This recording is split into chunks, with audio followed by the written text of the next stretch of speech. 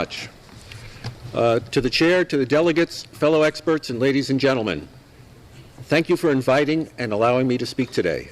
The topic we address is a very serious one, offering both potentially humanitarian and dystopian futures. It warrants serious consideration by the parties gathered here.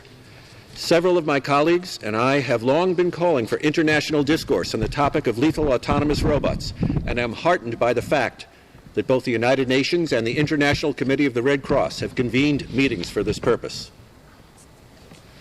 I must state from the onset that I am not pro-lethal autonomous systems, nor for lethal weapons of any sort. I am against killing in all its manifold forms. The discussion today for me is about saving innocent lives, not taking them. The status quo with respect to non-combatant casualties in current human warfare is utterly and wholly unacceptable. If we persist as nations in killing each other in warfare, we must protect innocent life far better than we currently do. Is it not our responsibility as scientists and citizens to look for effective ways to reduce man's inhumanity to man through technology? Where is this more evident than in the battlefield? Research in ethical military robotics can and should be applied toward achieving this end.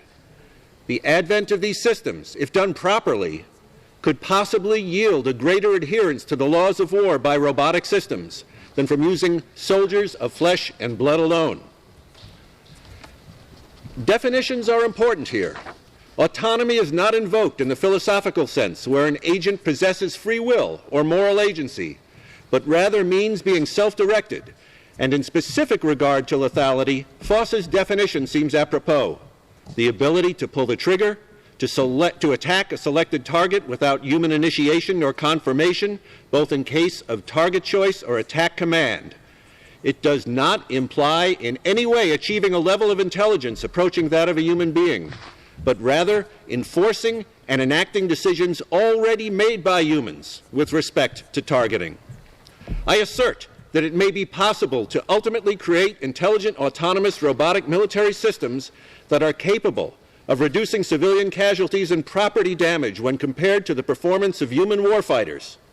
If these systems were properly inculcated with the moral ability to adhere to the laws of war and rules of engagement, while ensuring that they are used in narrow-bounded military situations as adjuncts to human warfighters, I believe they could outperform human soldiers with respect to conformance to IHL. The end product then could be, despite the fact that these systems could not ever be expected to be perfectly ethical, a saving of non-combatant lives and property when compared to human warfighters' behavior. This constitutes a humanitarian effort. The technology must be placed at the point where both war crimes and human error occurs in order to be effective. That is, the so-called tip of the spear. While I am not averse to the outright banning of lethal autonomous systems in the battlefield, I believe we can do better. It is true that this emerging technology can lead us into many different futures, some dystopian. It is crucially important that we not rush headlong into the design, development, and deployment of these systems without thoroughly examining their consequences on all parties. This can only be done through reasoned discussion of the issues. I support the call for a moratorium to ensure that such technology meets international standards, as exemplified by the United Nations Special Rapporteur's report.